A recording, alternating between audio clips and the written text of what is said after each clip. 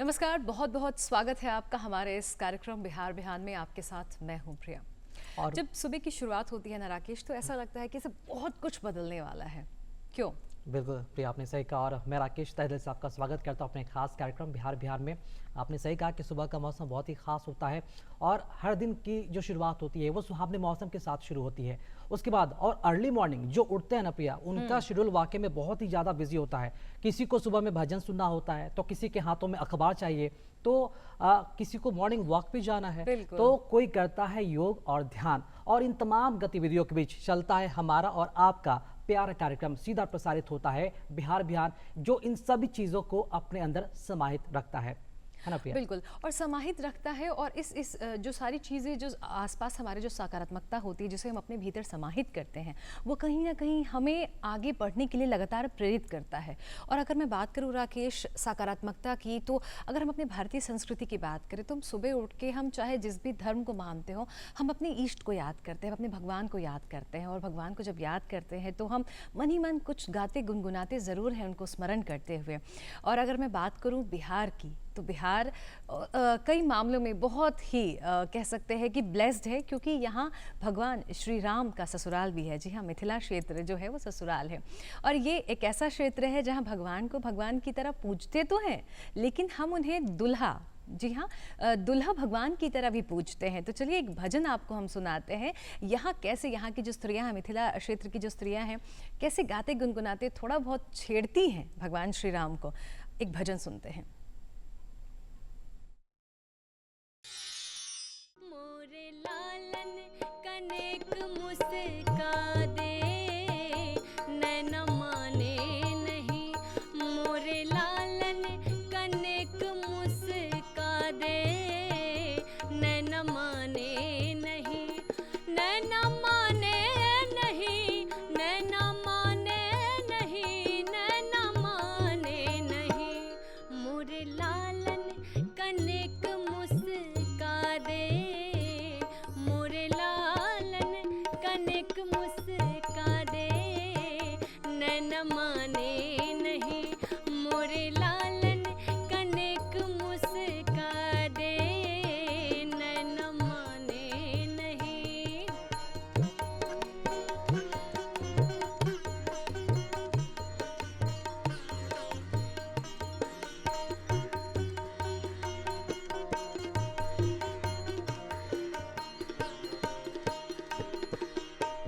सुंदर लाल भाल पर चानन, सुंदर लाल।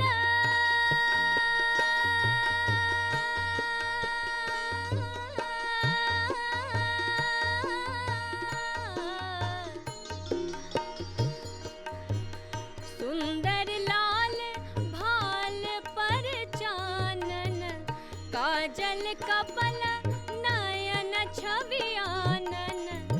काजल कपल नयन छवि आनन। मौरिया के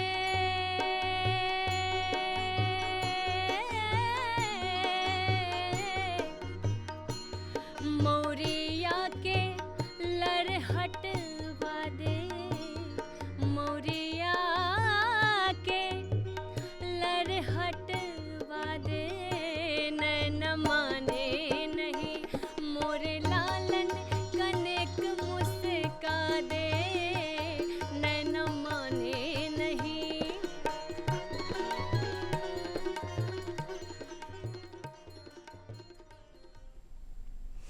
बहुत ही प्यारा भजन ये था। जी हाँ, हम छेड़ते मुस्कुराते हुए अपने भगवान श्री राम से, जी हाँ, जिन्हें हम दुल्हा पाहुन कहते हैं, उनसे कह रहे हैं कि आप थोड़ा सा मुस्कुरा दीजिए। और उनकी मुस्कुराती हुई छवि देखकर मानो मन लगता है कितना प्रसन्न हो गया है।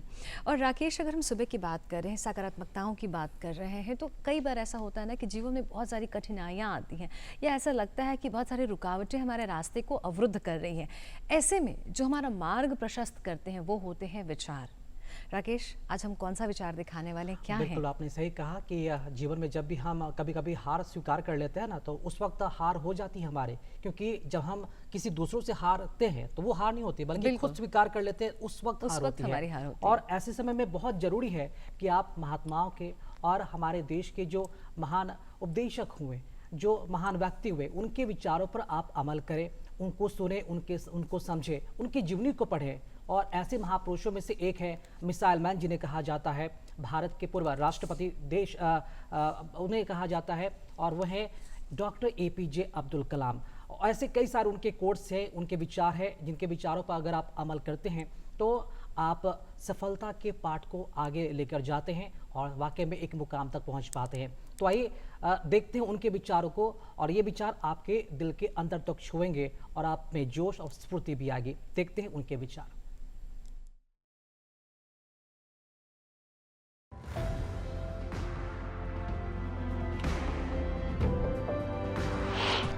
सपने वो नहीं हैं जो आप नींद में देखें, सपने वो हैं जो आपको नींद ही नहीं आती। Doctor APJ Abdul Kalam.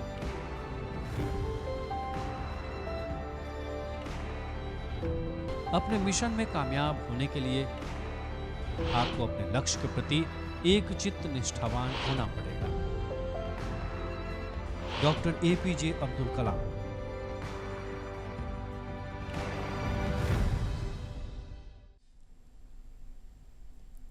तो ये विचार हमारे लिए एक तरीके से टॉनिक का काम करते हैं, क्योंकि जब आप इन विचारों को आत्मसात करते हैं तो आपको एक नई स्फूर्ति, नई एनर्जी प्राप्त होती है। और कहते हैं कि जब जीवन में परेशानियां आती हैं तो जाहिर तौर पर वो इशारा कर रही होती है कि आपको अब कुछ अपने जीवन में बदलना है, अपने भीतर बदलना है, अपने व्यवहार में बदलना है। और अगर जब मैं बात करूँ बदलाव की, तो इतिहास में ऐसी कई घटनाएँ जो हैं लिखित हैं जो बताती हैं कि बदलाव कितना ज़्यादा ज़रूरी रहा है। तो चलिए देखते हैं कि आज की तारीख में इतिहास के पन्नों में क्या कुछ खास दर्ज हुआ है।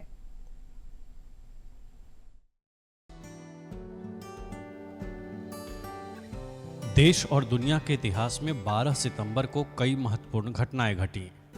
आज ही के दिन 1931 में महात्मा गांधी गोलमेज सम्मेलन में शामिल होने के लिए लंदन पहुंचे। आज ही के दिन 1966 में भारतीय तैराक मिहिर सेन ने डार्डानेलेस जल डमरू मध्य को तैरकर पार किया। वहीं आज ही के दिन 1991 में अंतरिक्ष शटल STS-48 डिस्कवरी 14 का प्रक्षेपण हुआ। आज ही के दिन 1934 में भारतीय राजनीतिज्ञ शांता कुमार का जन्म हुआ। 12 सितंबर 1958 को अभिनेता और निर्देशक पुनीत इस्सर का जन्म हुआ था। और आज ही के दिन 1971 में प्रसिद्ध संगीतकार शंकर जयकिशन का निधन 1971 में हुआ।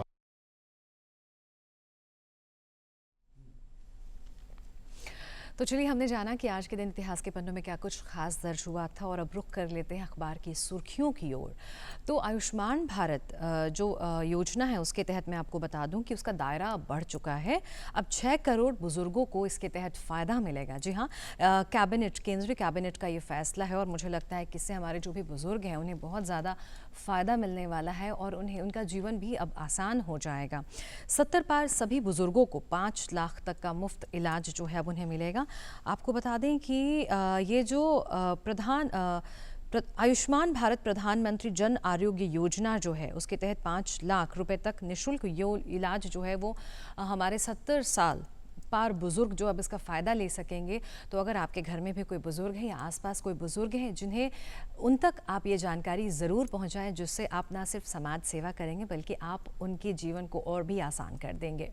बिल्कुल, बुजुर्गों के लिहाज से इस योजना को जो विस्तार किया गया वाकई में सभी के लिए सकारात्मक खबर और काफ़ी ये गुड न्यूज़ है। चलिए, अगली जो न्यूज़ है मैं आपको बताता हूँ, वो ये है कि पटना के माही ने राष्ट्रीय तैराकी में राज्य के लिए पहला गोल्ड मेडल हासिल किया है। ये बहुत ही बड़ी उपलब्धि है बिहार के लिए भी और इस खिलाड़ी के लिए भी। तो मैं बता दूं कि राजधानी के दानापुर के रहने वाली माही श्वेता राज ने मैंगलोर में आयोजित 77वीं सीनियर राष्ट्रीय तैराकी प्रतियोगिता में 2 गोल्ड जीतकर राज्य का नाम रोशन कर दिया है। और माही पहली तैराक है जिसने बिहार के लिए गोल्ड जीता है। वाकई में बिहार के लिए बहुत ही बड़ी खबर है। हमारे लिए बहुत गर्व की बात है, और बहुत बहुत बधाई इनको, साथ ही तमाम बिहार वासियों को भी, क्योंकि जब बिहार की बेटी ने हम सबका नाम रोशन किया है तो हम सबका सिर जो है गर्व से ऊपर उठा है। और एक और ख़बर मैं आपके साथ साझा करना चाहूँगी जिसका सीधा सीधा सरोकार हम सब से है। लगातार जो डेंगू के केसेस हैं उसमें इजाफा हो रहा है। ऐसे में ज़रूरत ये है कि हम छोटी छोटी बातों का ध्यान रखें। जो एडवाइजरी सरकार के द्वारा जारी की गई है उसका हम अनुपालन करें और थोड़ा सा सतर्क रहें। मैं आपको बता दूं कि राज्य में 98 और पटना में 44 डेंगू के नए मरीज़ मिले हैं और ऐसे में सबसे अधिक पटना में मरीज़ मिले हैं। और आपको बता दें कि इसमें पटना में पीड़ितों की संख्या जो है वो 44 रही है और राज्य में अब तक कुल 1228 डेंगू के मरीज़ मिल चुके हैं। और पटना में सरकारी और प्राइवेट अस्पतालों में फ़िलहाल कुल जो है लगभग 50 मरीज़ जो है वो भर्ती हैं और इसमें सरकारी और प्राइवेट दोनों अस्पतालों में 31 मरीज़ जो हैं अभी फ़िलहाल इलाज करवा रहे हैं। तो आपसे बस यही अनुरोध करना चाहेंगे कि खुद का ध्यान रखें, आसपास जो है वो पानी जमा ना होने दें और मच्छरदानी का उपयोग करें और हो सके तो जो एंटी लार्वा और फॉगिंग होती है उसका छिड़काव कराना अपने घर अपने आसपास जो है वो सुनिश्चित आप ज़रूर करवाएं। बिल्कुल। और एक और बड़ी न्यूज़ मैं बताना चाहूँगा, बिहार वॉलीबॉल लीग से जुड़ी ये खबर है कि राजधानी के स्पोर्ट्स कॉम्प्लेक्स में आयोजित बिहार वॉलीबॉल लीग के चौथे दिन 10वें मैच में विक्रमशिला ब्लॉकर्स और पाटलिपुत्र एसएस के बीच हुए शानदार मुकाबले में 15-11, 15-13, 9-15, 15-4 के स्कोर के साथ विक्रमशिला ब्लॉकर्स ने 3-1 से मैच अपने नाम कर लिया है। एक और बड़ा खिताब ये बिहार के हवाले, यानी कि बिहार वॉलीबॉल लीग के रोमांचक मुकाबले में विक्रमशिला ब्लॉकर्स ने तक्षशिला सर्वर्स व नालंदा डिफेंडर्स की टीम विजेता रही है। वाकई में ये बड़ी खबर है और वॉलीबॉल जगत के लिए भी बिहार में जो विजेता है, जो खिलाड़ी है, इनके लिए भी बड़ी खबर है। तो अब हम आपको दिखाने जा रहे हैं एक लघु फिल्म जो आधारित है वॉलीबॉल पर, यानी कि अगर आप वॉलीबॉल खेलना चाह रहे हैं, आप इस खेल के प्रशंसक हैं, इस खेल के बारे में बहुत कुछ जानना चाहते हैं, तो इसकी तकनीकी पक्ष को हम जानेंगे एक लघु फिल्म के माध्यम से। इसके साथ और भी कई सारी जानकारियां हम आपको देने जा रहे हैं। तो देखते हैं वॉलीबॉल पर आधारित इस लघु फिल्म को।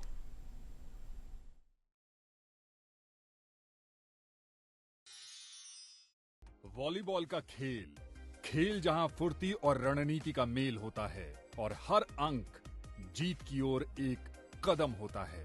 वॉलीबॉल एक टीम गेम है जिसमें 2 टीमें, प्रत्येक में 6 खिलाड़ी होते हैं, जो एक नेट द्वारा अलग होती है।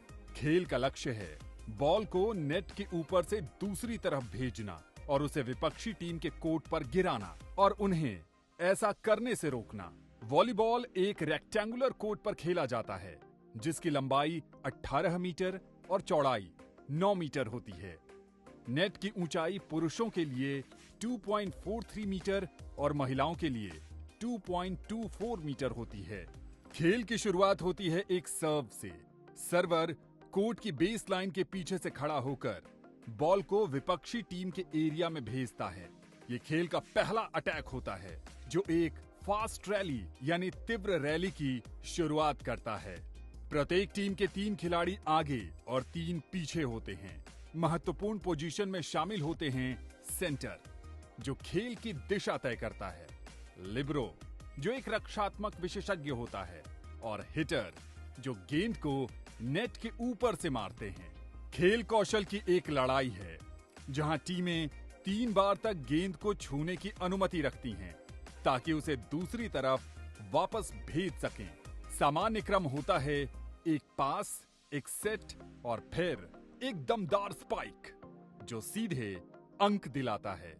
जब गेंद विपक्षी टीम के एरिया पर गिरती है या वो गलती करते हैं तो अंक मिलते हैं।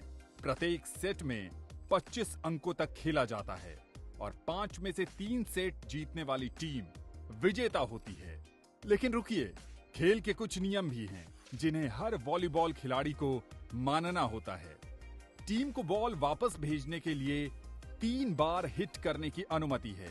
कोई भी खिलाड़ी लगातार 2 बार बॉल को हिट नहीं कर सकता। बॉल इन मानी जाती है अगर वो कोर्ट की एंड लाइन या साइड लाइन को छूती है।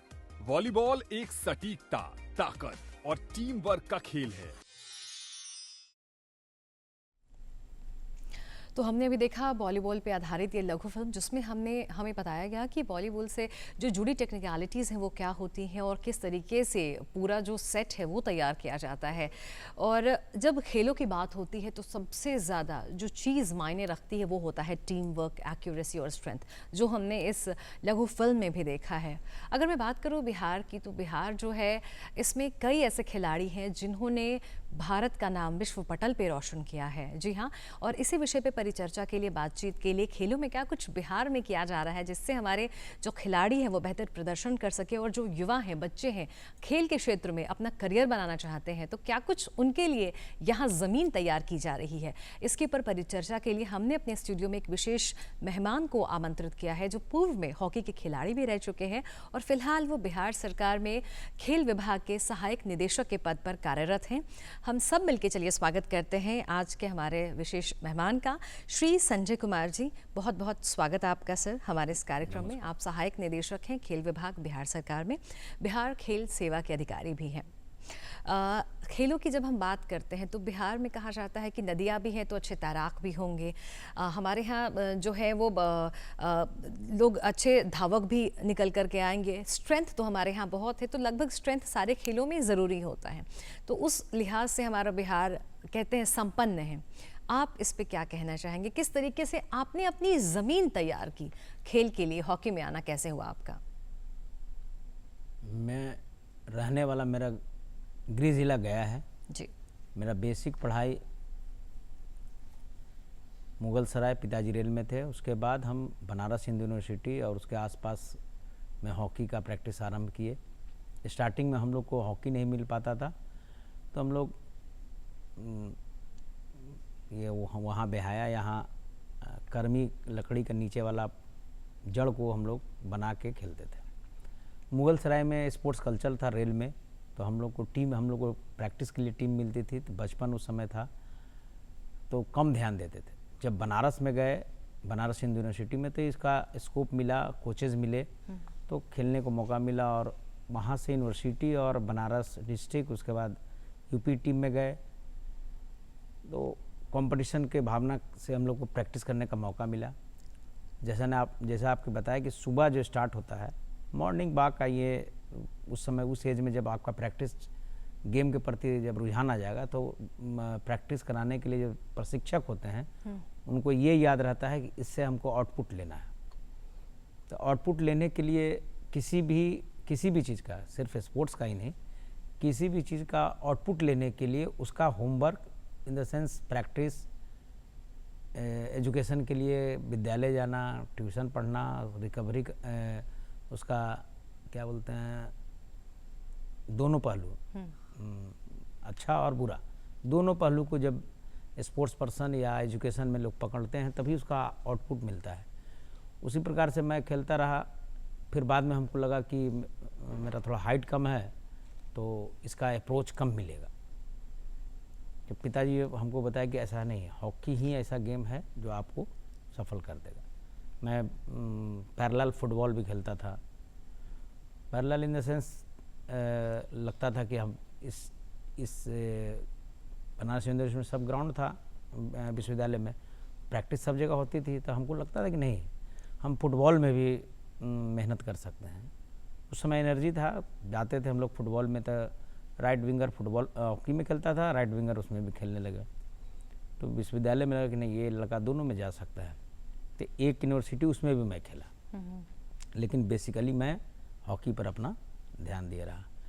टीम अच्छे थे, हमारे कोच बढ़िया थे, और वो international coach, India team coach रहे हैं। अभी भी एट प्रेजेंट बनारस यूनिवर्सिटी में एज ए प्रोफेसर पोस्टेड हैं। तो हॉकी जरिया था हमारे इस प्रोफेशन में आने का, जी। और ये मेरा राष्ट्रीय खेल है। जी संजय जी, तो हॉकी से आपने अपने करियर की शुरुआत की। आपने जो रोमांचक सफ़र कैसे आपने तय किया हॉकी का, ये आपने अभी बताया। तो हॉकी को कैरियर में भी आपने रखा और अब उसी प्रोफेशन में भी हैं। तो ये इत्तेफाक है या फिर पहले से ये योजना ही थी कि आपको खेल प्रशासक में ही आपको नहीं, ये मेरा इत्तेफाक है। एक्चुअली मैं आफ्टर इंटरमीडिएट स्पोर्ट्स तो कर रहा था, लेकिन आफ्टर इंटरमीडिएट मेरा यूपी कॉलेज में एडमिशन हुआ। बनारस में ही यूपी कॉलेज है, वहाँ मेरा वहाँ रिटेन होता है ऑल ओवर यूपी में, पहले भी होता था। उसमें मेरा बीएससी बायो में एडमिशन हो गया।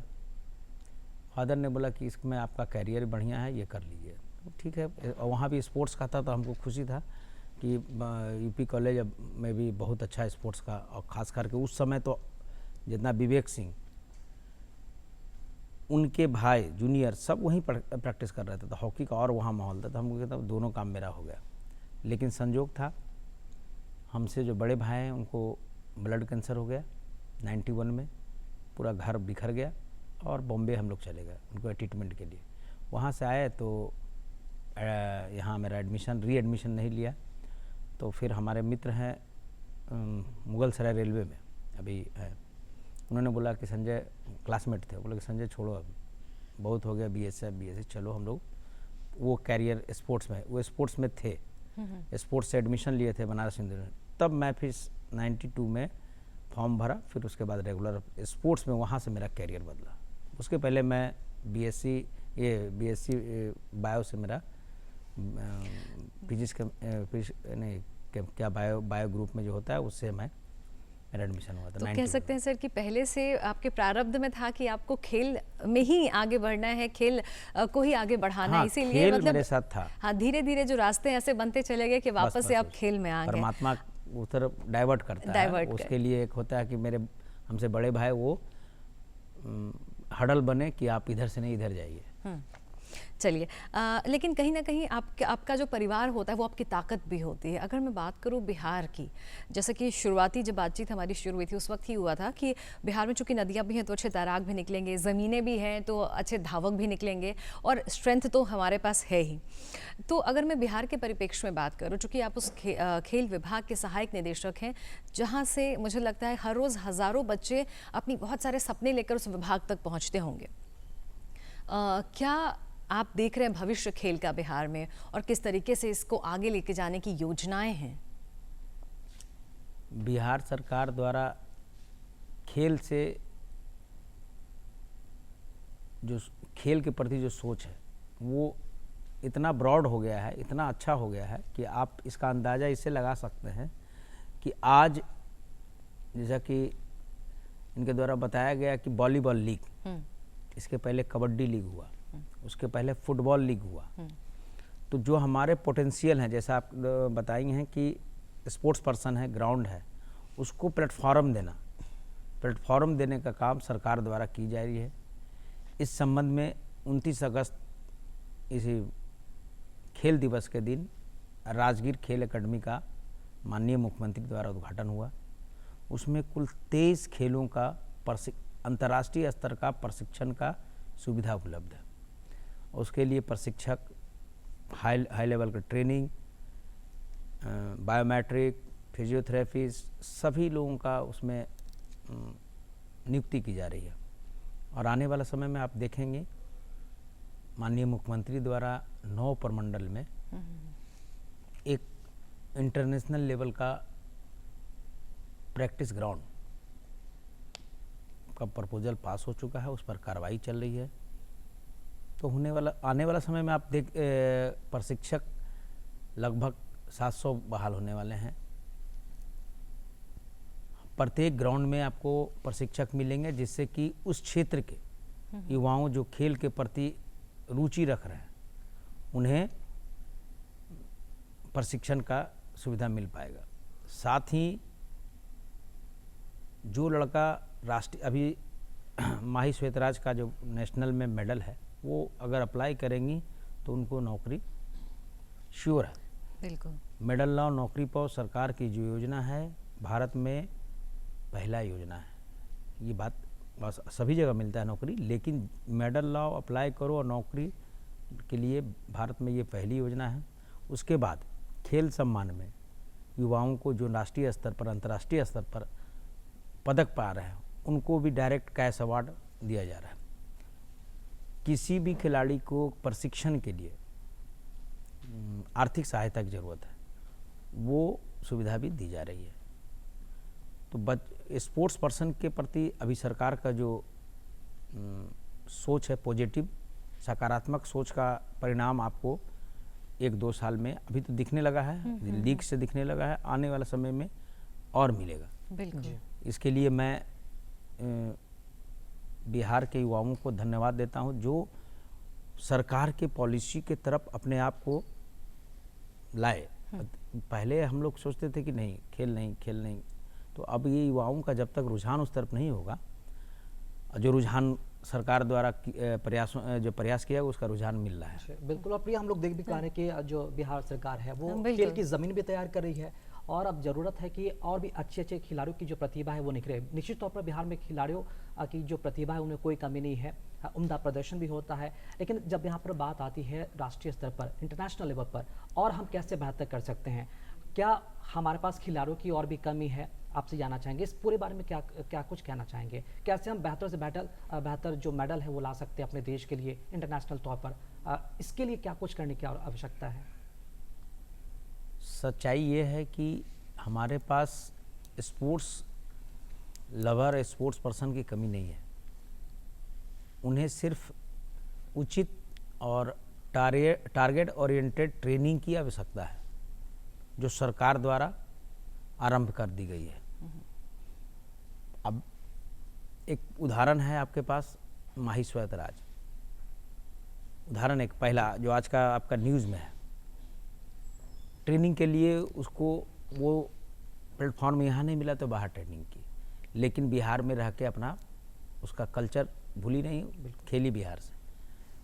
तो यही है, ये प्लेटफॉर्म जब हम लोग दे देंगे, प्लेटफॉर्म के लिए जो काम हो गया है सरकार द्वारा, वो जब मिल जाएगा, टीचर्स आपको अच्छे मिल जाएंगे तो एजुकेशन के लिए कोई दिक्कत। उसी तरह से सेम है स्पोर्ट्स, आपको कोचेज अच्छे रहेंगे, इंफ्रास्ट्रक्चर अच्छे रहेंगे, उनको जो इक्विपमेंट की सुविधा है वो देने लगेंगे, तो ऑब्वियस है कि कोई कहीं नहीं जाएगा, सब यहीं है।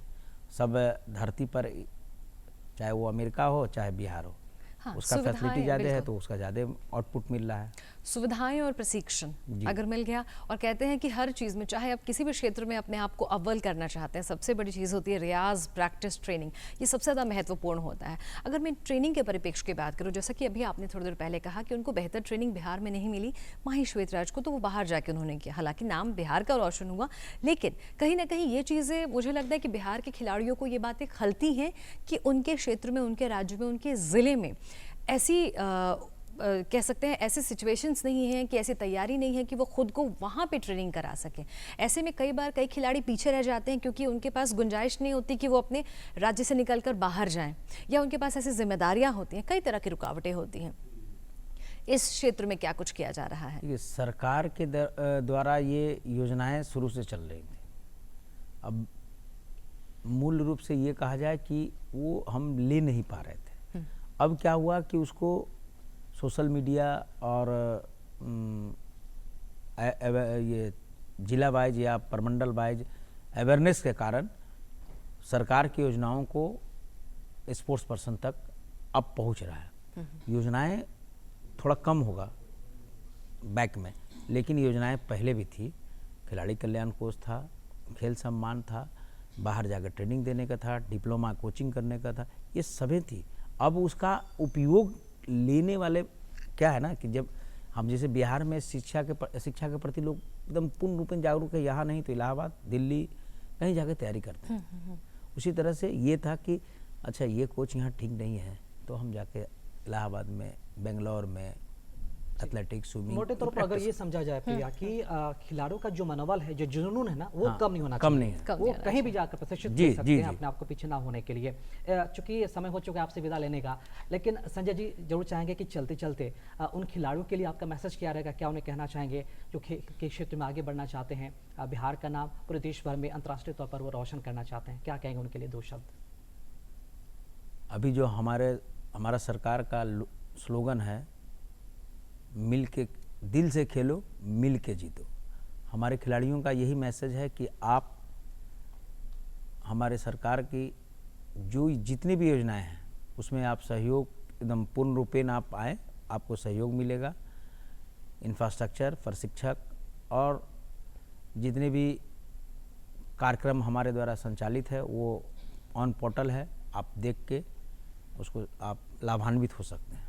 इससे ज़्यादा आप बता सकते, इससे ज़्यादा है। बिल्कुल, कई सारे कार्यक्रम हैं, कई सारी योजनाएं हैं और जी। कई सारी स्कीम्स हैं। इन स्कीम्स को देखते हुए खेल के क्षेत्र में आप आगे बढ़ेंगे और भी बहुत कुछ नाम भी कमाएंगे। नौकरी की व्यवस्था भी सरकार ने पूरी तरह से कर रखी है। एक तरह से देखा जाए तो न सिर्फ अपना फ्यूचर, बिहार का, पूरे देश का फ्यूचर भी खेल में संभव हो सकता है, बशर्ते आप निरंतर इस पर चलते रहे। बिल्कुल। आप इस कार्यक्रम में आए, कई सारी जानकारियां और अपना अनुभव भी आपने साझा किया। खेल के बारे में भी कई सारी अधिक और रोचक जानकारी आपने दी। बहुत बहुत शुक्रिया आपका संजय जी।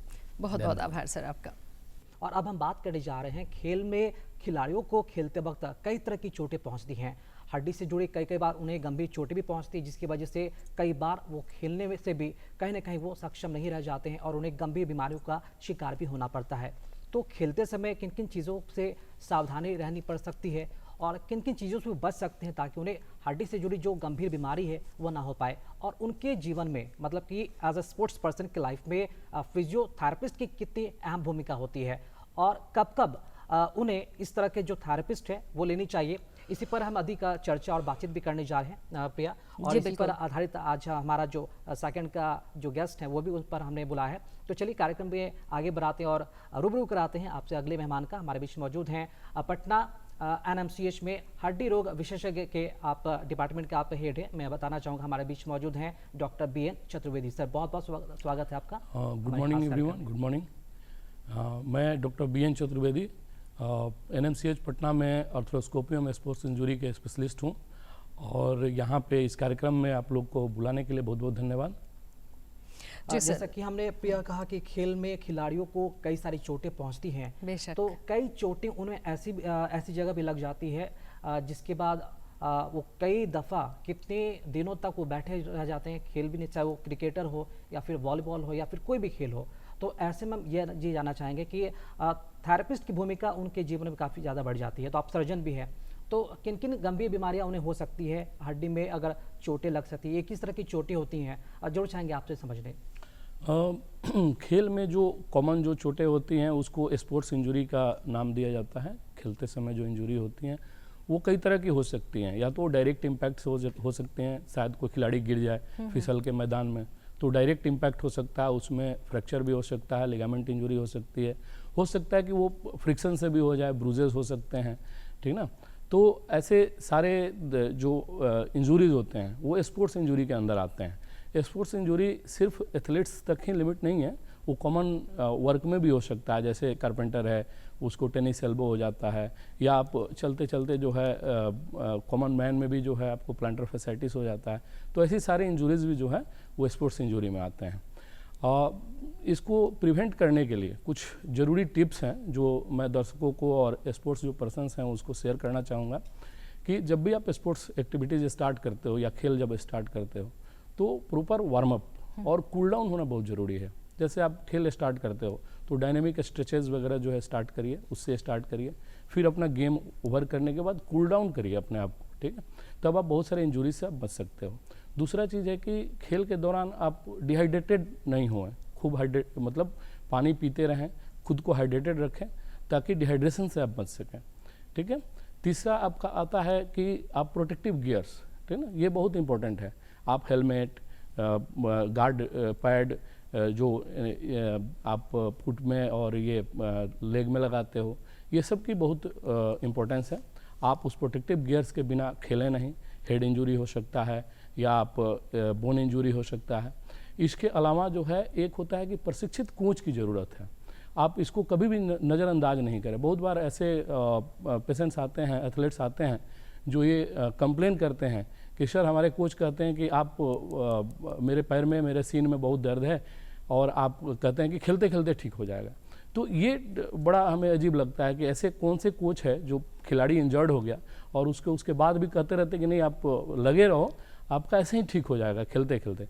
तो ये अच्छा प्रैक्टिस नहीं है। तो एक अच्छा कोच बहुत ही ज़रूरी है इसमें। बिल्कुल, जैसे अच्छे कोच की बात होती है वैसे अच्छे एक फिजियोथेरेपिस्ट की भी ज़रूरत होती है, एक ऐसे अच्छे सर्जन की भी ज़रूरत होती है। बिल्कुल, बिल्कुल। बिल्कुल। और आप एक बहुत अहम भूमिका निभा रहे हैं खिलाड़ियों की ज़िंदगी में, क्योंकि खिलाड़ियों का जो भी स्ट्रेंथ होता है जब तक वो मेंटली और फिजिकली फिट नहीं रहेंगे गेम में आउटपुट नहीं आएगा अच्छा। बिल्कुल। लेकिन चूंकि ये फिजियोथेरेपिस्ट आप बने, कई खिलाड़ियों से आप लगातार रूबरू होते हैं, ये तो एक पहलू है।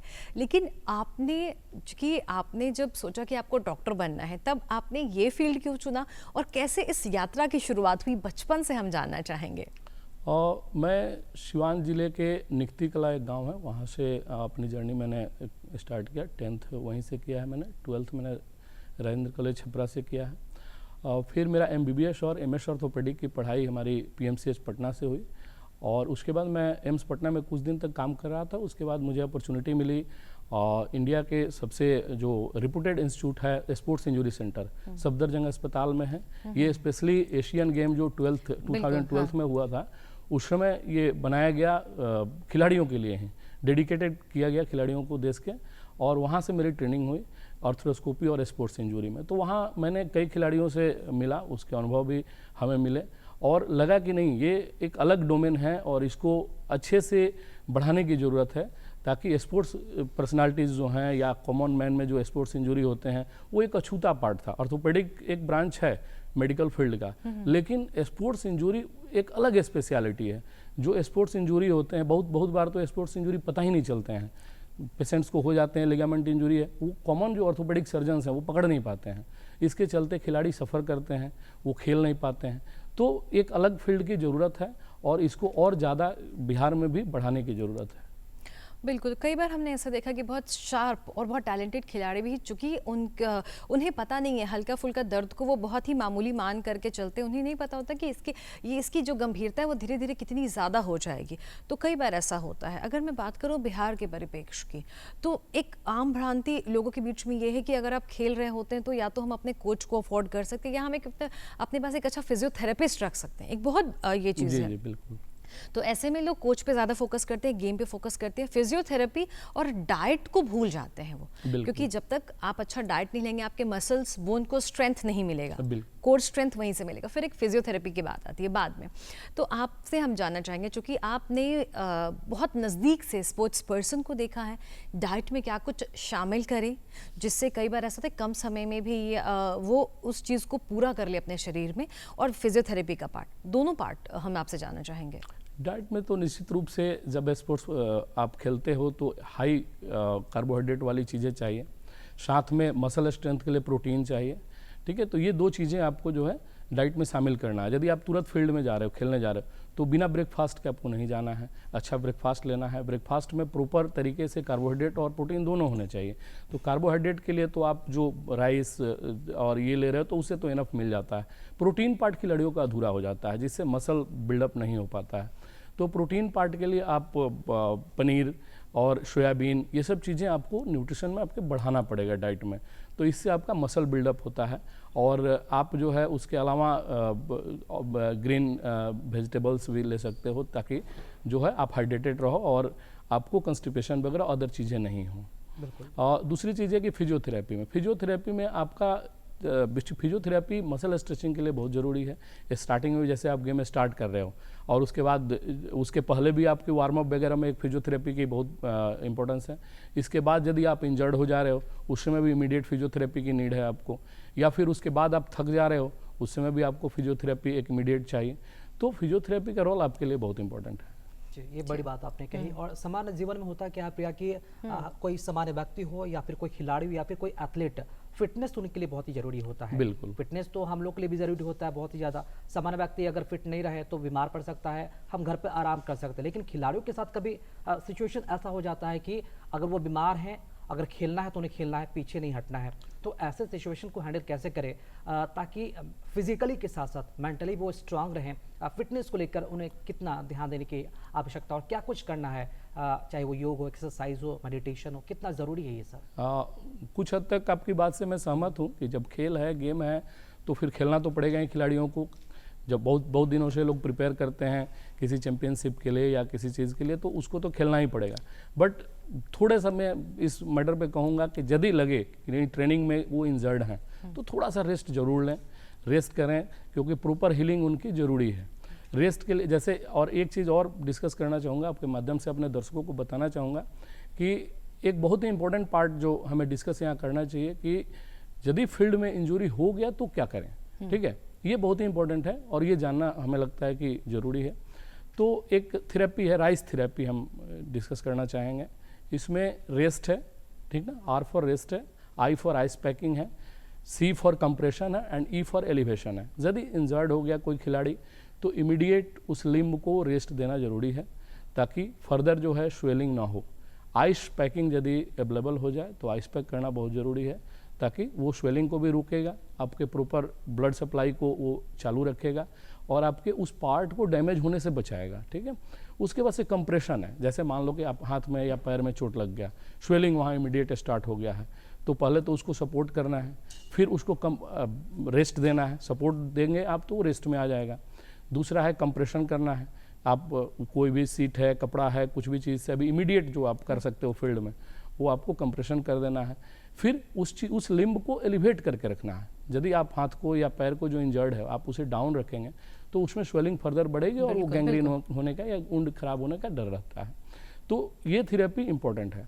दूसरी चीज़ हम डिस्कस कर रहे हैं कि जैसे कैसे वो प्रैक्टिस में अचानक से कोई चीज़ बढ़ाना नहीं है। जैसे आप प्रैक्टिस कर रहे हो तो ट्रेनिंग में आप अचानक आज 5 किलोमीटर दौड़े, कल 10 किलोमीटर नहीं दौड़ना, ये बहुत ही गलत नियम है और इसको सभी खिलाड़ियों को सुधारना चाहिए। इसमें 10% का रूल होता है कि यदि आप आज 1 किलोमीटर दौड़े हो तो अगले सप्ताह तक आप 1 किलोमीटर ही दौड़ोगे, न कि आज 1 किलोमीटर कल 2 किलोमीटर दौड़ोगे। तो आप उसको 1100 मीटर्स दौड़ने के लिए यानी 100 मीटर बढ़ाने के लिए 1 वीक का वेट करना है। ये हमारा 10% रूल है और ये बहुत ही इंपॉर्टेंट है। इंजरीज होती है तो हम क्या कर सकते हैं, फील्ड में इंजरी होती है तो क्या कर सकते हैं, लेकिन अगर लिगामेंट की इंजरी हो जाए तो उसमें क्या क्या हम चीज़ें कर सकते हैं, क्या क्या उनको ट्रीटमेंट्स लेनी चाहिए या क्या पॉसिबिलिटीज़ हैं, उसके बारे में हम आपसे जानना बिल्कुल। चाहेंगे। तो जो स्पोर्ट्स पर्सन या कॉमन लाइफ में भी जब सबसे कॉमन जो लिगामेंट इंजरी होती है वो है एंकल स्प्रेन। एंकल स्प्रेन बहुत ही कॉमन है और हर 5-6 पर्सन में 1 पर्सन जो है इससे इंजरी ग्रस्त है। तो यदि अचानक लिगामेंट स्प्रेन हो जाए एंकल में तो इमिडिएटली आइस पैक स्टार्ट करना चाहिए, लिम्ब को एलिवेट करना चाहिए, कंप्रेशन करना चाहिए ताकि स्वेलिंग नहीं हो। फिर स्वेलिंग को प्रिवेंट कर लिए फिर अपने सर्जन से मिलना चाहिए, नियर बाई कोई ऑर्थोपेडिक सर्जन हो उससे मिलना चाहिए। दूसरा चीज़ है जो काफ़ी कॉमन है, ACL इंजरी। नी लिगामेंट है ये और आपके ट्रांसलेशन को यानी कि आपके पैर को जांघ की हड्डी से आगे खिसकने से रोकता है। ये बहुत ही इंपॉर्टेंट लिगामेंट है और मोस्ट कॉमनली इंजर्ड लिगामेंट है जो खिलाड़ियों में होता है। इसके अलावा PCL इंजरी भी है बट ACL ज़्यादा कॉमन है। साथ में गद्दी का भी चोट होता है, मेनिस्कस जिसको कहते हैं। तो उसके अलावा कंधे का या एल्बो का अदर भी जॉइंट का इंजरी हो सकता है बट नी इंजरी ज़्यादा कॉमन है। तो नी इंजरी में जब पेशेंट्स लिगामेंट इंजर्ड करके आते हैं खेल के दौरान तो सबसे पहले तो उसको देखते हैं हम लोग, एक MRI से डायग्नोसिस करते हैं कि क्या है, किस तरह की इंजरी है, पार्शियल है या कंप्लीट है। तो कुछ हद तक यदि लिगामेंट क्षतिग्रस्त है, पार्शियल इंजरी है, तो उसको PRP थेरेपी या एक्सरसाइज, स्ट्रेंथनिंग एक्सरसाइज वगैरह से उसको रिकवर करने में मदद करते हैं खिलाड़ियों का। यदि ये इंजरी कंप्लीट है, कंप्लीट टीयर है, तो उस केस में आर्थ्रोस्कोपिक सर्जरी से, की होल सर्जरी जिसको कहते हैं, उससे सर्जरी करके नए लिगामेंट का निर्माण करते हैं। जी डॉक्टर साहब, एक सवाल यहाँ पर ये भी महत्वपूर्ण हो जाता है कि जो हमारे नए खिलाड़ी आ रहे हैं, जो आए हैं और जो आने की तैयारी कर रहे हैं, उनमें मेंटली और फिजिकल फिटनेस को लेकर किस तरह अवेयरनेस रहना चाहिए। फिजियोथेरेपी की अगर हम बात कर रहे हैं तो ज़रूर बताएं उसके बारे में कि कैसे वो फिट एंड फाइन रहे, हमारे दर्शकों को भी जरूर बताएं इसके बारे में। और जो भी नए खिलाड़ी अपने फील्ड में आना चाहते हैं उन्हें मेंटली ये प्रिपेयर रहना है कि अचानक से कोई तीर नहीं मारना है, ठीक है। धीरे धीरे अपने करियर को बढ़ाना है, खुद को इंजर्ड होने से बचना है। 10% का रूल हमेशा याद रखना है, ये बहुत ही ज़रूरी है और ये आपको इंजर्ड होने से हमेशा बचाएगा। और रही बात फिजियोथेरेपी की, तो प्रॉपर कोच और प्रॉपर फिजियोथेरेपी की आपको नीड है। वो आपको डिसाइड करना है कि कौन हमारे नियर बाई फिजियोथेरेपिस्ट अच्छे हैं, कौन हमारा कोच प्रॉपर है, ये आपको ध्यान रखना ज़रूरी है। बिल्कुल, बहुत अहम और बहुत सटीक जानकारियाँ आपने दी हैं और मुझे लगता है कि हमारे जो दर्शक हमारा ये जो कार्यक्रम देख रहे हैं, जो खेल से जुड़े हैं उनके लिए भी और जो सामान्य जीवन में भी हम जो दिनचर्या में जो कार्य करते हैं, उनमें भी ये छोटी-छोटी बातों का ध्यान रखना बहुत ज़्यादा ज़रूरी हो जाता है। फ़िलहाल आप हमारे स्टूडियो में आए और इतनी बेहतरीन जानकारी और सुझाव देने के लिए आपका बहुत-बहुत आभार, बहुत-बहुत बहुत धन्यवाद। बहुत धन्यवाद। आपको भी बहुत बहुत धन्यवाद और दर्शकों को नमस्कार। तो राकेश, हमने जाना कि जो छोटी-छोटी बातें हैं अगर उनका हम ध्यान रखते हैं तो निश्चित तौर पर हम हमेशा हँसते मुस्कुराते रहेंगे। वो इसलिए क्योंकि जब आप पूरी तरह से स्वस्थ होते हैं मानसिक तौर पर, शारीरिक तौर पर, तो आप हमेशा हँसते मुस्कुराते ही नज़र आएंगे। और जब बात हँसी और मुस्कुराहट की आती है तो कहते हैं ना कि आप जब कोई गीत सुनते हैं, कोई गाना सुनते हैं तो आप बहुत खुद को शांत और कहते हैं कि आपको अंदर ही अंदर खुशी की अनुभूति होती है। क्यों राकेश? बिल्कुल आपने सही कहा, इंटरटेनमेंट बहुत ही ज़रूरी है लाइफ में, चाहे वो सुबह हो, शाम हो, किसी भी वक्त अगर मूड करे तो आप एक गाना सुनते हैं तो मन फ्रेश हो जाता है ना। तो चलिए सुनते हैं सुरीले नगमे और अपने मूड को फ्रेश करते हैं सुबह सुबह।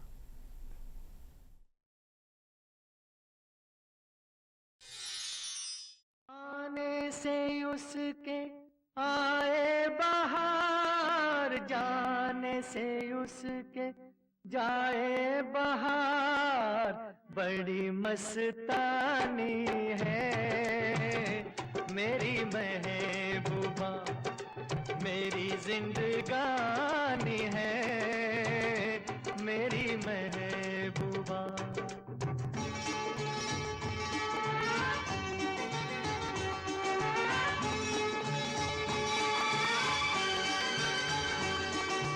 इस घटा को मैं तो उसकी आंखों का काजल कहूँगा, इस हवा को मैं तो उसका लहराता आंचल कहूँगा। कलियों का बचपन है, फूलों की जवानी है मेरी महबूबा, मेरी जिंदगानी है मेरी महबूबा।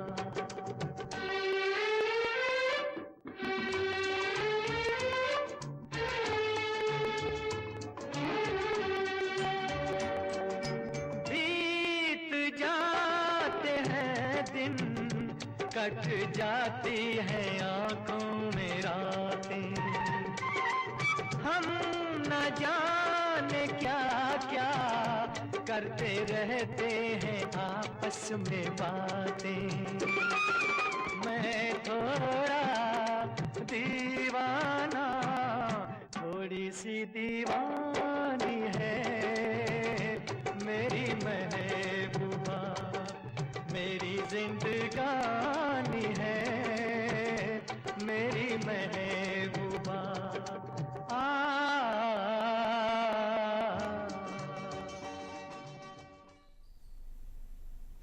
तो ये बहुत ही खूबसूरत सा गाना हमने सुना है और अपने बिहार बिहान के इस अंक में हम आखिरी पड़ाव पे आ चुके हैं।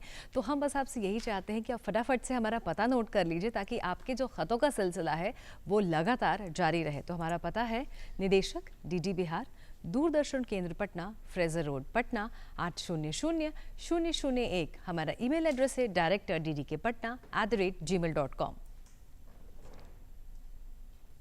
और हमें दीजिए इजाज़त, फिर मिलेंगे आपसे। नमस्कार। नमस्कार।